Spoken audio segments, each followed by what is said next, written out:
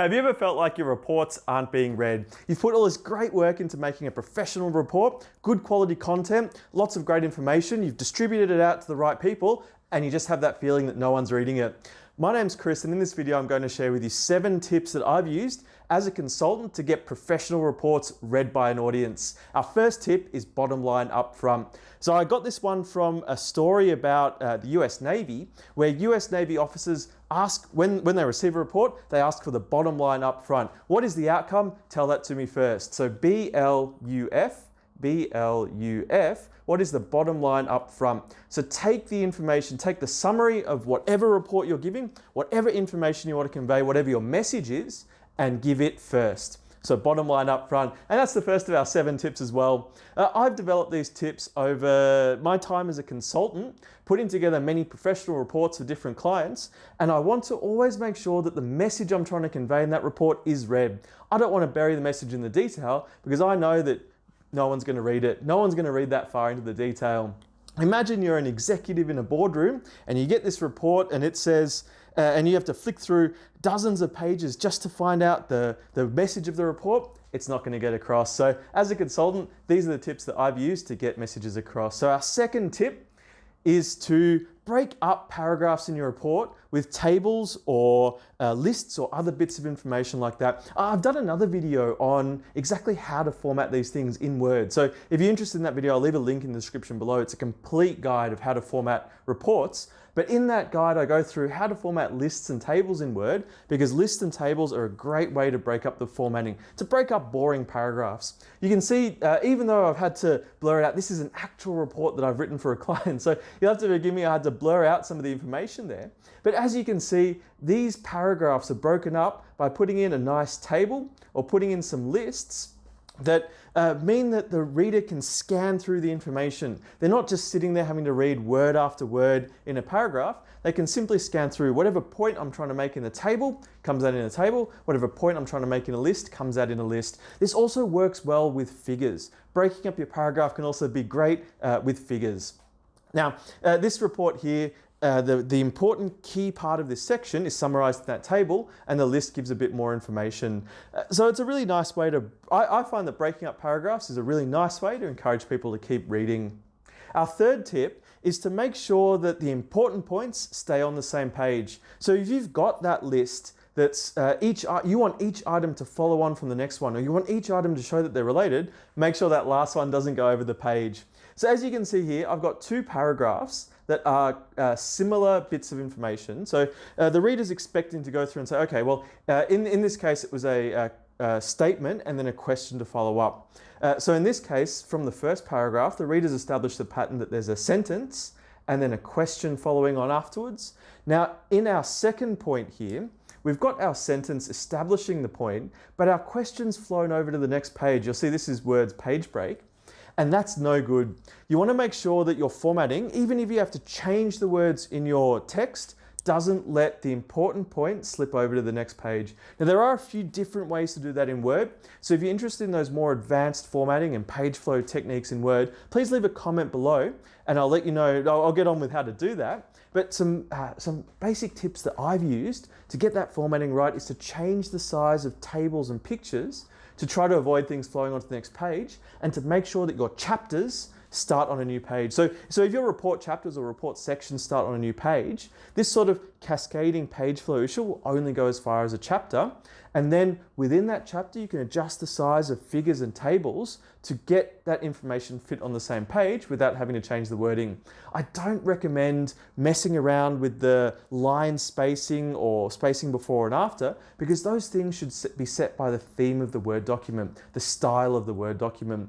If you're using an alternative to Word, then the same rules apply.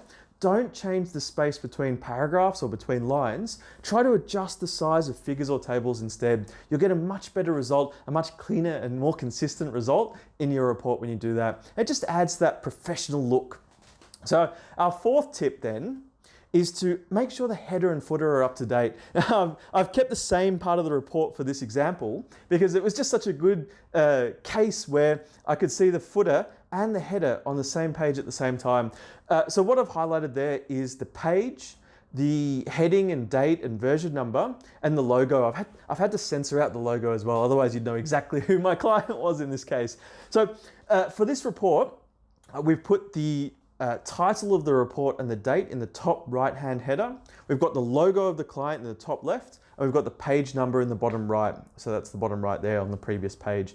So the fourth tip here is to make sure that this header and footer is up to date and reflecting the report. That way, if someone flicks through the report and they forget what the title of the report is, it's right there on the page. So imagine, put yourself in the shoes of someone who has to quickly read this report. By having a title that captures, of course, what the report is about, and you flick through halfway through the report and you're reading and you're thinking, how is this relevant? Then you go back to the title. The title's just written right there in the header, and you say, right, that's what I'm reading, and that's why I'm reading this report. So header and footer, incredibly important. And again, it's one of those things that adds to the professional look of a report and helps give your client confidence that you're conveying the right information. Now, I say client in this context, but it could be any stakeholder that you're reporting to. So our fifth tip here is to use bolding for easy scanning. So when imagine you're that executive in the boardroom and you've got 30 seconds to get the message out of this report. Yes, you've read the bottom line up front, but now you want to go into some more detail. What detail should you read? You start flicking through, your eyes are naturally drawn to what the report author bolded. So my recommendation here, because even though you can see a blurry picture in this report, you know where the bolded text is. So what I've done in this report is to make sure the headings, these subheadings are bolded out. And then within each of these list items, I've got the one key piece of information to take away. Of course, the rest of this paragraph goes into explaining what that key information is. However, if you don't have time to read it, you've been drawn to that bolded text and it's easy to scan. So the easier it is for someone to read your report, the more likely they will do so, and then the more information they will seek afterwards. This is a good way to get your message across by making it easy for people to read. So our sixth tip then is to put the important information on the left. Now this is one that I picked up from, I write a blog to accompany these videos, and this is one that I picked up for blog writing, but applies just as well in a professional report. I've seen a lot of great feedback on my reports since I started applying this, but it's to put the important information on the left, because in English at least, I'm assuming you're writing English reports because you're watching this video, we read from left to right. So by putting the important information on the left, the reader gets the idea first before having to continue to read in the paragraph. This is kind of like the bolding idea from the last one, but without going over the top. If you tend to bold everything, it loses its effect. But putting the important information on the left means that regardless of whether you've bolded or not, you've improved readability. So this can be, in particular, the sort of information I'm thinking of is maybe establishing the topic of a paragraph or stating what the paragraph is and what the paragraph concludes before going into the detail of the paragraph. So that for each paragraph in your report, it should make sense. The whole point should get across in that first sentence. I highly recommend this one for, this one might seem a bit informal or might seem a bit improper if you're coming from an essay or academic writing background, but for professional reports, it helps people read it. And really, I hope there's one theme you can take away from this video, and that's about helping your audience to read. If you help your audience read your report, you will get your message across, and that's what I'm trying to convey in this video. So our last and final tip then is to break up long tables and lists. This one is personally frustrating. I've seen it so many times where people will put a table in a report and it'll be full of this white space. It'll have one line in the table and then maybe some paragraph information or some figures there, maybe some establishment information there, but it'll just be full of all this white space. There's no need to do it. I write these reports as an engineer, so we're talking highly scientific, technical information that you might say, oh, no one breaks up this information. No, you can't do that. But trust me, you can. Anytime you've got a long table full of white space like this, look for a way to break it up.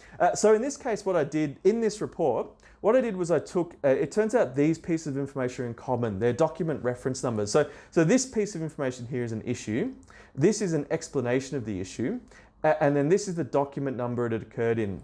So what I did was I split this up by document number and said, okay, well, in this document, there is these issues. In this document, there are these issues. So you can see I've split up our table, which used to be 3 columns, into subheadings and 2 columns.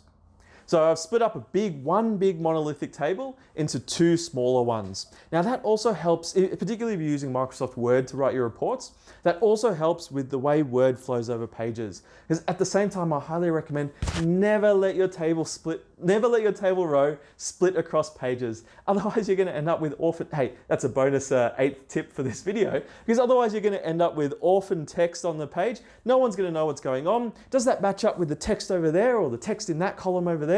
It's just a mess. So make your tables small, try to keep them on one page, and to do so, think about how you can split it up into subtables rather than having it all one big one. If you need to put in a huge table of information, maybe 5, 6, 7, 8 columns, think about putting in an appendix instead. I did another video about putting appendices together if you're interested in that one. Hit subscribe and follow along, and YouTube should suggest that shortly. So just to recap those tips, we've got the bottom line up front, we've got the breakup paragraphs with lists and tables, we've got to keep the important points on the same page, we've got that headings and footers should be taken care of. Make sure that you're bolding important information to help the reader scan through it, that you're keeping the important information on the left, and that you're splitting up large tables and lists based on some other way to categorize it. So my name's Chris, and these are some of the tips that I've learned over the years as a consultant to get people to read reports, to get my message across that I've put all that hard work into to make sure that other people read it. And hopefully that's what these tips will give you as well, a way to convey the information that you consider important to your audience. That's what this channel's all about, coming up with better ways to communicate information, better ways to communicate to clients and stakeholders through the various tools that I've learned and developed over the years as an engineer and a consultant. So if you're interested in more if you're interested in more ways to improve your communication through methods like this, please hit subscribe and follow along. Hopefully, I'll see you in that next video.